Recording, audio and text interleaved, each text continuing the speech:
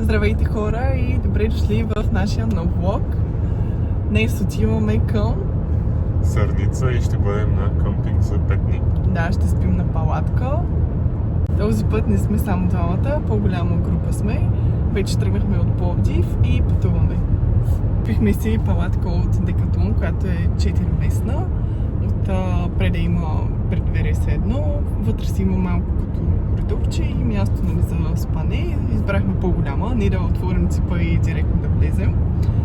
Купихме си спални чували, тъй като на Сърница водават 10 градуса вечер. Аз много мразя да ми е студено. Както виждате, сме с доста багаж. Това е лампичката, която се взехме. Много добре свети, осветява всичко, ще вижда. И багажника също е пълен.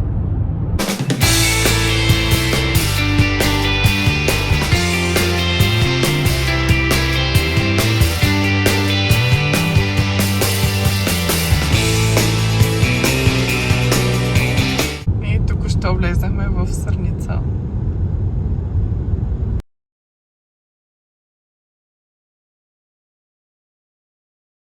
Така хора, ние вече пристигнахме на къмпинга, разпънахме палатките и сега ще ви ги покажем. Тук ще си опъна, ще те чакам без да бързам. Тук, докато кажеш, че не искаш друг. Палатка тук ще си опъна, да ти пея под балкона. Тук, да ти омръзна.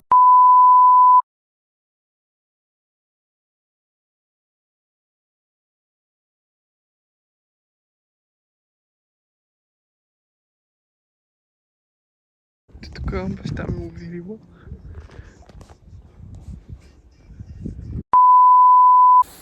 Добро утро хора от ден 2. Ние сега станахме и сега си правим кафенце. Сега ще ви покажем. Кучетата с нощи малко се лаяха едно друго. Беше спокойно, беше леко хладно, но ние бяхме спални чували, които беше окей. Ето така се вижда и язовира.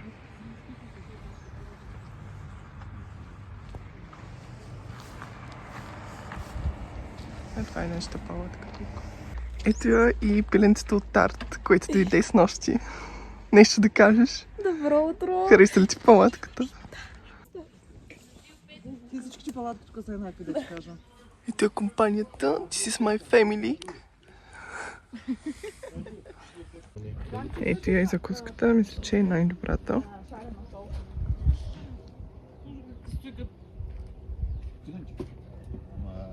Ето на нас, на люлчицата, имаме люлчица, като малките деца. Сега си направихме принцеси с шунка и кашкавал, настръгах кашкавала и ще хапваме. Малко трудно го настръга този кашкавал, но успях. Кажи здрасти!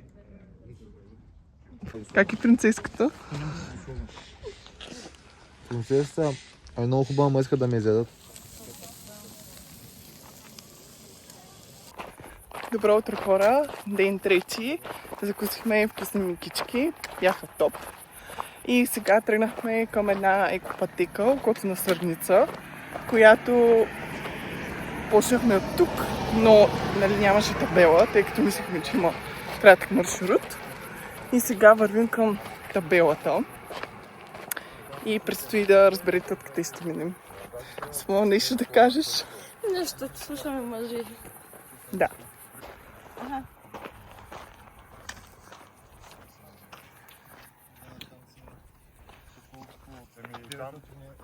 И намерихме пътя за екопътеката. Окото на Сърница се казва. 3 км ще вървим.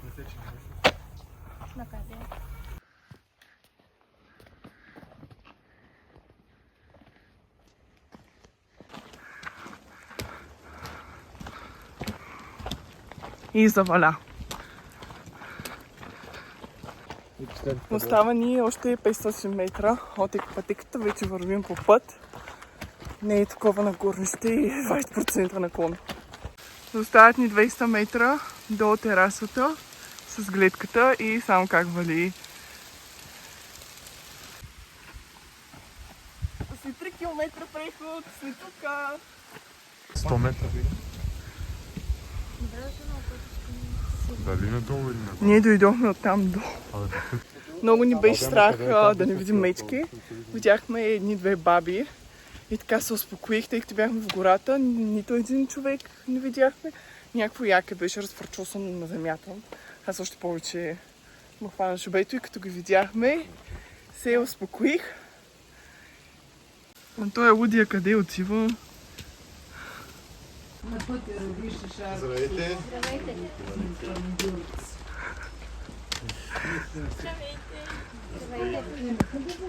Леко е зачервила бузите.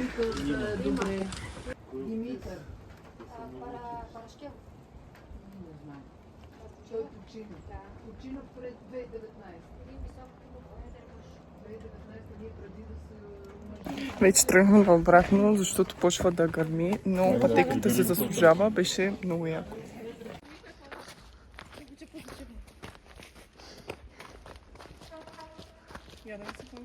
Гледаш, ще хваниш камънето. Разбира сърцето ми, майната ми на мен. Ето Симона спи, тук да ви я покажа. Ти какво правиш? Изпълна си кръста на хамака. Но какво си изморен? От бягане по байерите. Здравейте хора, днес е ден четвърти. От този влог не съм снимала много, тъй като нямаше какво толкова да се снима, тъй като сме на къмпинг и е пределно ясно. Вчера ходихме на една много хубава сладкарница и имаше и чизкейк в чашка. Изглеждаше доста добре, но всички си взехме сладолед. В момента правим вечерята и сега ще ви покажа. На къмпинга е много спокойно, има доста семейства с деца, има си като цяло бая хора. През нощта става доста хладно и тук има кучета, които ги пускат вечер да охраняват и малко е дискомфортно как идват до палатките и просто душат. И от това се събуждах, както и Любо. И с нощи заваля дъжд и просто се молих да няма гръмотевици, но беше много приятно, така както се чуваха отгоре капките върху палатката. На вечер за къмпинга за двама човека е по 22 евро. Ако сте с кемпер или каравана е по 33 евро. Къмпинга се казва Веселото село. Днес ходихме да играем и волейбол. Беше доста забавно. Прибих се 2 пъти. Но всичко е точно. И сега си правим вечерята. Пържим си картофки. А другата част от компанията правят с карата. Ето да видите какво изобретихме вчера, тъй като валя доста дъжд се изсипа и предпазва от вятър. Ето нататък има още кемпери и каравани. Това е нашата маса, на която хапваме. Мамо, нещо да добавиш? Всичко е супер, чакаме кебабчетата. Сабинка. Чакаме пилетата от Монако да пуснат ново. Ето пристигат и готовите мръвки. Как беше на барбекюто? Супер. Пари. Пари.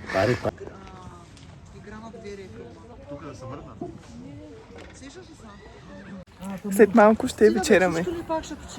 Тя е компанията. Така събрана тук, другите на хамачето.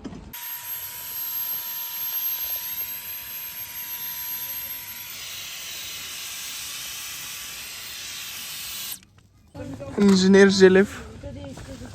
Поредното изобретателно нещо. Фенерче за барбекюто. Светна. Чакай. И последната ни вечеря. Пържени картофки, чиро салата, винце. Добро утро хора, ден 5. Сега се правим закуска. Ето двете мадами приготвят бухчички. Ще ядем, може би, с течен шоколад. Вече закусихме и сега оправяме палатките, защото ще си ходим.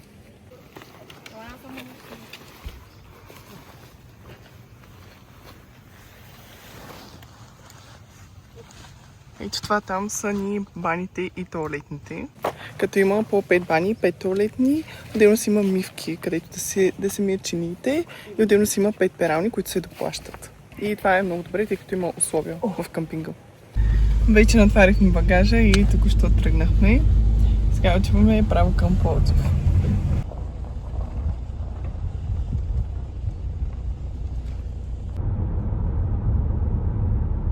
И това беше всичко за този влог.